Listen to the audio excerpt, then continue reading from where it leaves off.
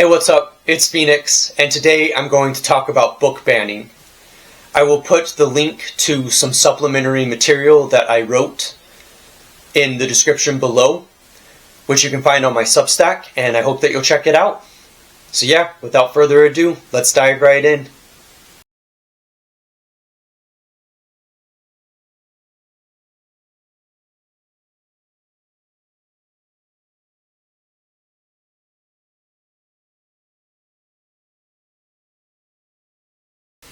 So what's the problem? Well, HB 29 is a bill that seeks to remove works of literature that are considered to be sensitive for young readers and contain material that is sensitive, as well as books that don't align with or reflect community values. Now, this obviously makes sense in some ways, because it seems to me as though age-appropriate material certainly matters for kids. I think that it matters that kids read books that are appropriate for their age and that do indeed reflect values that are largely cultural. But there is a problem with this bill, HB 29, which is a bill in Utah, and there are quite a few problems. And I want to lay out the problem so that way you can understand the larger context of what's going on. So first off, we live in a post-literate age. This post-literate age means that people are reading less and less. It means that people value literature, writing, and books less and less. And it means that people aren't educated on how to even necessarily read. And so this is having a lot of downstream effects, which I think are becoming more and more apparent as the internet continually takes over the way that we consume media and the way that we think, and it definitely is a problem. But post-literacy is only, I think, one aspect of this, because I actually looked at the list of books that have been banned in Utah recently, and that includes 2 books, Bag of Bones by Stephen King and The Perks of Being a Wallflower. Perks of Being a Wallflower and Bag of Bones have been banned among other books. The graphic novel for Margaret Atwood's Handmaid's Tale was actually banned as well. So this list is getting longer and longer. But I wanted to say that from reading both Perks of Being a Wallflower and Bag of Bones of which I actually read in middle school, both of those are very literary texts. And I believe them to have marked educational, intellectual, and literary value. And I think that it's important to keep that in mind. So not only are we living in a post-literate age, and not only are these valuable books being removed, but I think that one of the things that this bill is supposedly most intended to do, which is to protect kids, is actually not protecting kids at all. I don't think that it actually does what the bill is supposed to do.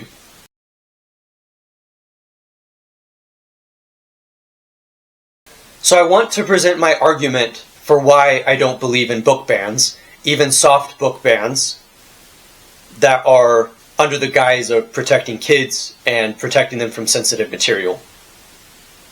Now, the first thing that I want to say is that obviously books have taken a plunge in value in our society. And so it seems very odd to me that we think that books are literally the enemy, because books by themselves are actually a very remarkable technology that I think is underutilized and underappreciated in our society. And so to recognize that books aren't the enemy isn't the point here. I actually think that the biggest problem with this move to ban books under this guise is that it makes it to where people don't have access to books anymore.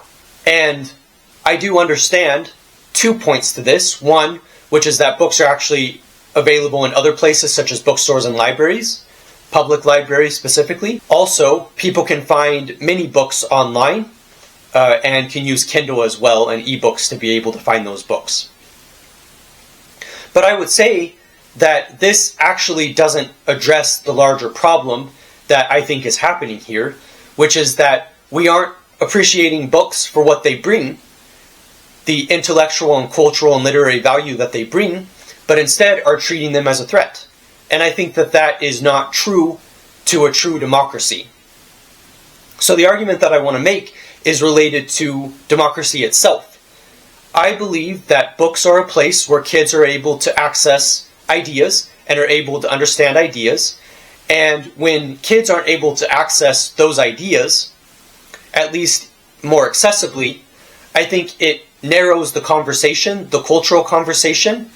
And the reason why free speech is protected in the First Amendment in the United States is because we recognize that in order for us to have a true democracy, we need to be able to allow pluralist argumentation, and we figured out that one way to do that is by having a lot of books available, by having easy access to books.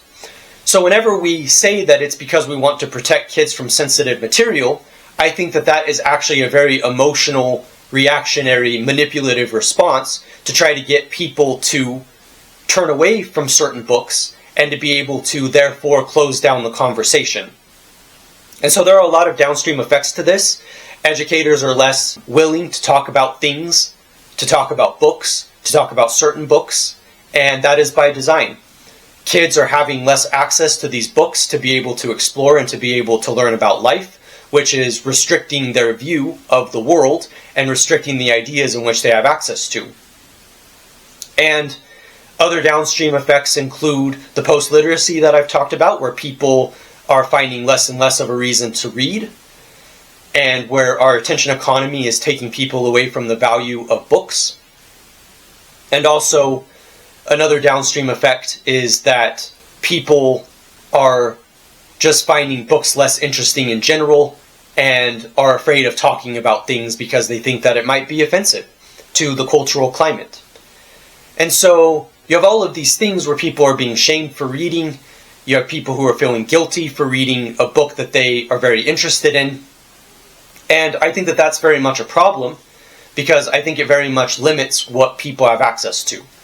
Now, there is some hope to this, which is that I do want to argue for this next part, which is that there is what's called the Miller test, which is a test that is supposed to show that books have educational and literary value. And so the reason why this is important is because if a book fails that test in the court of law, it is shown to be obscene, to be pornographic. They do consider it to be this kind of very negative, graphic, explicit thing. But it is fair to say that we probably should definitely think about the kinds of books that people are reading, and that if they do have this explicit content, then we should definitely look at it. But the thing is, what's not taken into account is that many of these books that are on these lists that are being banned are books that are challenged without taking into account whether or not they have educational or literary or cultural value. And I think that's where this gets really problematic, is because the point isn't to challenge books because we find them to be offensive, but it's actually because we don't even think that they are valuable as far as education or literature itself. And so this test is really important because in the court of law you can show if a book has literary or educational value. And I think that's the silver lining in this, is that we can still determine as a culture and as a community what does have that value. But I think this gets really complicated because what people might consider to be valuable definitely varies. And this is why I think it is such a huge problem to delete books from the library, to ban books, because books can be challenged for almost anything and still have that educational value. And where is a better place for a kid to find an educational book that might be challenged if not at the school library?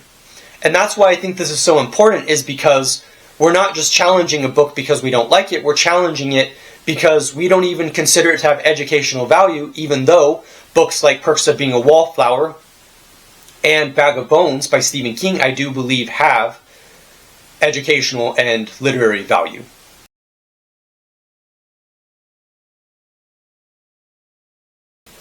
Now, I know that I can't convince people to decide what books are going to be meaningful for their lives. I can't prove that certain books have literary and educational value, as I'm not a lawyer. But I do think I want to pause on Bag of Bones and Perks of Being a Wallflower to share that I think those books have very much a redemptive, beautiful quality about them. So with Perks of Being a Wallflower, for instance, it's banned because it does feature themes of sexuality, but actually in reading that book, it's not really an explicit book. And I feel like the bigger theme in the book that's being missed is a theme of belonging and a theme of having courage in the face of adversity and in the face of difficult circumstances. Bag of Bones is a book that I could definitely see why it would be controversial, because it is written by Stephen King. But Stephen King is one of those authors who has very much written very beautifully ornate and descriptive books that many people don't even like to read because of the fact that they are so descriptive. And yet I would say that Stephen King is also one of the most widely read authors of his generation, which means there is definitely value to be found there. And so I wanted to pause on those two books to say that even though I can't really convince anyone that they have value, I can at least start to present the case of why we should challenge books that are being banned, and why those specifically, because I have read them, I can actually challenge the fact that they have been banned. I would argue that Stephen King might need to be read when he's in high school, possibly even junior high if people are mature enough. And I would say that Perks of Being a Wallflower, I think even sixth graders could read that book because of its themes and because of its accessible writing. And so I think it's important to keep that in mind. Now, the other thing that I wanted to convey in this argument is that I think that what we miss is that we treat kids as if they aren't intellectual and intelligent. We don't treat them as if they are smart. We don't treat them as if they know how to deal with thematic elements.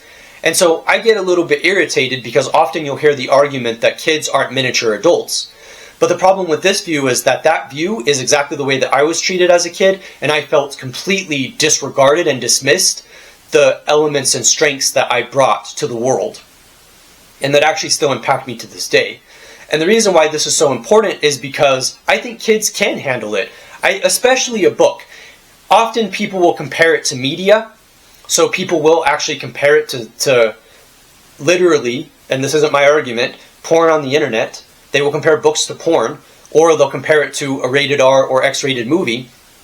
But I think this is exactly the wrong identification because of the fact that a book is neutral because it doesn't do anything unless you do anything with the ideas, which is your choice. People often assume that reading a book means that it's agreement with the text, and that's not true at all. That's not why we read. We don't read just to agree with the book. We don't read just to agree with what's being said. We read to explore our horizons, to give ourselves a new set of tools, to explore new ideas, to encounter a new story, for enjoyment, for aesthetic value. There are all of these reasons that aren't even considered, and you don't even watch movies for the same reasons as you would read a book.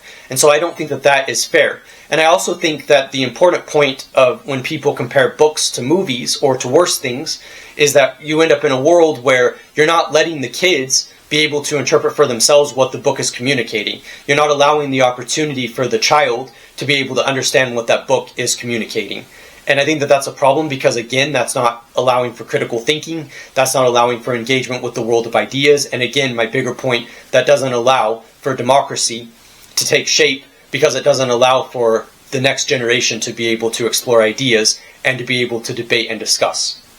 And I think that's what's most important about this ban is not a discussion. It's not a debate even. It's actually just a very strict move to remove books from libraries that nobody can read.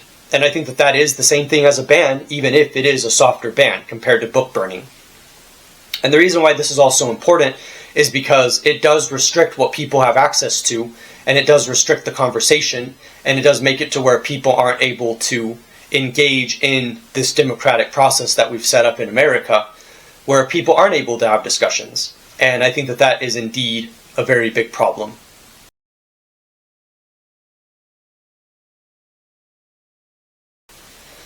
So what do we do? What's the lesson? Well, I know that I'm just one person on YouTube. I am a writer. I have published my own books, and I take reading very seriously, which is why I wanted to make this video. But I know that I alone am not going to be able to change bills like HB 29. I'm not going to be able to convince parents of the value of reading, and I'm not even going to be able to encourage or inspire kids to read. And I'm also not going to be able to decide what books have cultural or educational or literary value, and I'm also not going to be a person that's going to single-handedly change the course of our post-literacy and be able to get people to read. I also can't convince people what is or isn't sensitive material, and I also can't even convince people that the argument is flawed to begin with due to the problems that are there, that I've illustrated already. But the lesson is to continue to read, to continue to resist. That's what I'm going to do. I'm going to keep reading. I actually have, interestingly enough, a book by Judy Blume. This one's called Blubber. And then I have this other book, which I picked up on purpose. This one is called Then Again, Maybe I Won't. And the reason why I picked up Judy Blume is because Forever has actually been banned, I think in Utah for that matter. And when I found her books, I was like, I want to engage with this material. So that's just an aside to show you that I'm very much an advocate for finding the books that are banned and finding out why and engaging with them. And so we could cite people like Stephen King who have said, definitely look at the list of banned books and then go to your library or bookstore, find those books and definitely read them so you can figure out for yourself while they're banned, why they're banned and what that means, and be able to figure out what, as Stephen King said specifically, they don't want you to know. But it is a tough thing. This is a bitter pill to swallow. I don't like it. I'm very sad that books are being seen as an enemy in a post-literate world where people don't even read anyway. And I would think that we would just be proud if a kid is reading at all. And yet we're doing this game, which, like I said, is very reactionary and very harsh and very restrictive, and I think is very much a problem. But the more that we look at it, the more I realize that, like, it does matter that we still read, it does matter that we write, it does matter that we explore, and it does matter that we try to take part of a democracy. And I think that's what matters the most. So yeah, I'm Phoenix. I know that that's probably not completely encouraging, but I do think it is a call to action. And I definitely encourage you to find books to read. Find books that you might not normally read. Find books that are banned.